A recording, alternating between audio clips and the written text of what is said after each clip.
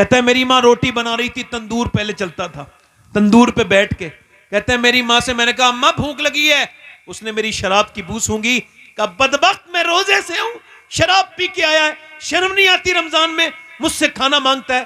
कहते हैं मुझे गुस्सा आया, मैंने जन्नाटेदार हाथ अपनी माँ के मुंह पे मारा। कहते हैं वो तो तंदूर में ढलक के गिर गई, कमजोर, बर्दाश्त न कर पाई, मगर मैं भी गिर गया, उठा ना पाया। उसकी चीखें आवाज आई, वो झुलसने लगी, चीख पुकार करने लगी, मगर मैं शराब के नशे में पड़ा रहा। हाय हाय मेरे दोस्त, तूने अकेले ने शराब नहीं पी, तूने अपने बच्चों की भी खुशियां पी ली, तूने अपनी बीबी का चैन सुकून उस शराब में मिला के पी लिया, तूने अपनी बहन को ताने देने के लिए छोड़ दिया। लोग कहेंगे ये शराबी की बहन है, तेरी बहन से तेरी बेटी को ताने मिलेंगे कि तू शराबी की बेटी है, तूने कितनों को बर्बाद किया शराब पीकर। ओ शराबी, तौबा कर अल्लाह से। वो कहता है मैं पड़ा रहा, मुझे घसीट के अंदर बंद कर दिया, आंख खुली मेरी बीबी जा रही थी। मैंने पूछा कहां जा रही है? कहा मैं के जा रही हूं, तेरे साथ नहीं रह सकती। कहा क्यों? कहा तू माँ का कातिल है, मैं माँ के कातिल के साथ नहीं रह सकती। कहा मेरी माँ मर गई? कहा हाँ, 9 महीने तुझे पेट में रखने वाली मर गई, 9 महीने।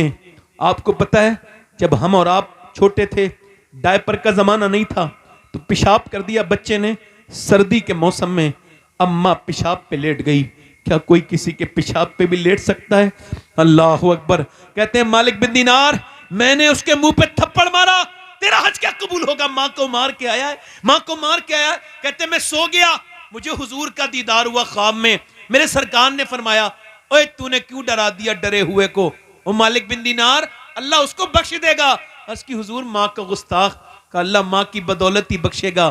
कयामत के दिन मां उसकी दावा करेगी अल्लाह ने मुझे जला के मारा था, मेरी क्या खता थी? अल्लाह फरमाएगा इसे जहन्नम में डालो, तो मां को आवाज देगा मां, नहीं सुनेगी, फिर जहन्नम में जा रहा है, आवाज देगा मां, नहीं सुनेगी, फिर आवाज देगा मां, नहीं सुनेगी। अल्लाह रहम डालेगा, मौसर हकीकी वो है, फाइल हकीकी वो है। आवाज देगा ओ मेरी मां, पुकारे। क्या आवाज देता है बार बार? बता क्या बात है? मेरा उंगली जल गई थी एक मर्तबा, तो फपो के पड़ गए थे, तो पूरी रात रोई थी मेरे हाथ को देख के, एक उंगली जली थी, अब तो जहन्नम में डाल रहे हैं फरिश्ते, माफ नहीं करेगी मेरी माँ। माँ अपने बेटे को देखेगी, अल्लाह दिल में रहम डालेगा, तो फिर कहेगी मेरे मालिक मेरे बेटे को माफ कर दे, मेरे लाल को माफ कर दे। अल्लाह फरमाएगा इसने तुझे जला के मारा था, तड़पा के मारा था, इसने तुझे जला के मारा था। हाँ मालिक मारा तो था, मगर मैंने इसको 9 महीने पेट में रखा था, ये मेरा बेटा है, तू इसको माफ कर दे। एक माँ ऐसी हस्ती है जिससे कभी माफी मांगने की भी जरूरत नहीं पड़ती। दुनिया में आवाजें तो बहुत बनी, मगर मैंने एक 70 साल के बूढ़े को अपनी माँ की कब्र पे रोते हुए देखा। मैंने उससे कहा मेराज भाई क्यों रोते हो, तुम्हारी माँ तो बड़ी बूढ़ी थी। कहने लगा हाँ सैयद साहब, मगर जब भी जाता था तो पूछती थी मेरे बेटे तूने खाना खा लिया, क्योंकि अब मैं चाचा भी हूं, दादा भी हूं और नाना भी हूं, मगर बेटा कहने वाला चला गया। यार माँ तो माँ होती है और बाप बाप होता है। किसी भी सूरत में अपनी माँ की दुआएं लो। किसी पीर के हाथ चूमना उतना जरूरी नहीं जितने माँ के हाथ चूमना जरूरी है। किसी पीर के हाथ चूमने में वो लुत्फ नहीं जो माँ बाप के हाथ चूमने में मजा है। दुआएं करवाना है तो माँ बाप से दुआएं करवाओ। क्या पीरों के पीछे इनके उसके पीछे भागते हो? मैं किसी की दुआओं का मुनकिर नहीं, अल्लाह सबकी दुआएं कबूल करता है जिसकी चाहता है। मगर एक बात बताऊं, मैं गारंटी नहीं दे सकता कि पीर की दुआ कबूल होगी नहीं होगी, मगर मेरे नबी ने फरमाया जब माँ बाप दुआ करते हैं तो ऐसे कबूल होती है जैसे नबी की दुआ अपने नबी की दुआ अपने उम्मती के हक में कबूल। वाह वाह सुभान अल्लाह, बेशक बहुत खूब। अल्लाह अकबर या रसूल अल्लाह। बस मेरे दोस्तों जिंदाबाद जिंदाबाद।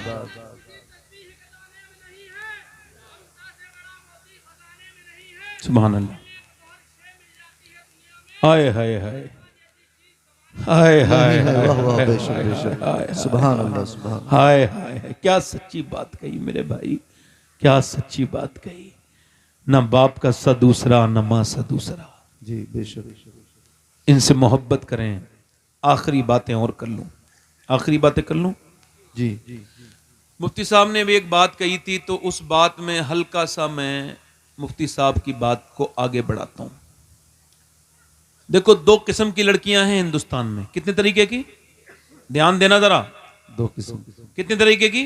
दो किस्म। एक तो वो है जिसे पर्दा कराना चाहो फिर भी नहीं करती, ठीक है, उससे कहो दुपट्टा ओढ़ ले फिर भी आदि आस्तीन कपड़े पहन के शादियों में बेहया घूमती है, उसको लाख समझाओ समझती। और एक वो है जो पेपर देने जा रही है, जी बेशक, और स्कूल वाले कह रहे हैं बुर्का उतारेगी तो पेपर देगी, बेशक। तो वो कह रही है मैं अपनी जान तो दे सकती हूं मगर अपने नबी का लाया हुआ पर्दा नहीं उतार सकती। अरे वाह वाह, बेशक, सुभान अल्लाह। दोनों मुसलमान है जी, दोनों मुसलमान। तो फर्क क्या है दोनों में? फर्क यह है कि उस वाली बेटी को बचपन में माँ बाप ने पर्दा कराना सिखा दिया। जी, मेरा आपको बता रहा हूं, मशवरा दे रहा हूं, यह तकरीर नहीं है। अपने बच्चों को, अपनी बेटी बहनों को जहन्नम से बचाना है तो 6 साल की उम्र में ही उसको दुपट्टा उड़ाओ, उसको दुपट्टा उड़ाना सिखाओ। क्योंकि एक बार नबी की नवासी कुरान पढ़नी थी मदीने में, तो उनके सर का दुपट्टा नीचे सरक गया, तो सैयदा फातिमा आई, 6 साल की उम्र थी, फिर भी सर पे दुपट्टा रख दिया। कहा अम्मी आपने मेरे सर पे दुपट्टा क्यों रखा? जवाब यह था कि तेरे नाना नाराज हो जाते हैं जो बच्ची सर पे दुपट्टा नहीं रखती, सर नहीं ढकती। तो अल्लाहु अकबर, इतना सुना था नवासी रोने लगी। अजीम बाप की बेटी थी ना, अली की बेटी थी ना, रोई। सैयदा फातिमा ने कहा अब तो चुप जाना मेरी बेटी, मेरी लाडली, अब तो सर पे दुपट्टा है। रो के बोली अम्मी जान नाना से कह देना इस बार ज़ैनब को माफ कर दे, अगली बार तो गर्दन कट जाएगी मगर अम्मी सर पे से दुपट्टा नहीं हटेगा। करबला के मैदान में लोगों ने देखा कि वो अपने बच्चों की लाशों पर भी वो बेपर्दा नहीं हुई। बेशक, बात वही है कि बचपन में पर्दा, ये जो लड़कियों को, छोटी छोटी बच्चियों को जीन्स की पैंट और मर्दाना कपड़े पहनाती है, ये गुनहगार हैं, हराम काम करती हैं। बेशक। अम्मी आयशा फरमाती हैं एक औरत ने अपने जूते पहन लिए मर्दों के, तो हुजूर ने जूतों पहनने वाली औरत पर लानत फरमाई। हुजूर की लानत कोई छोटी मोटी बात मत समझना इसको। ये पे कितने भी मियाँ को, कुछ मियाँ को उल्टा लटका लो घर में तब भी बरकत नहीं होगी। आजकल फाल खोलने वाले ही बड़े अजीब अजीब हैं सब। जब तक बेवकूफ जिंदा हैं, अक्लमंदों की रोटी रोजी में कमी नहीं। वो फाल खोलता है बैठ के वहां पे, उस अंधे को दिख नहीं रहा, ये सामने बेपर्दा औरत बैठी है, इस पे लानत है, उसको फाल दिख रही है अंदर की।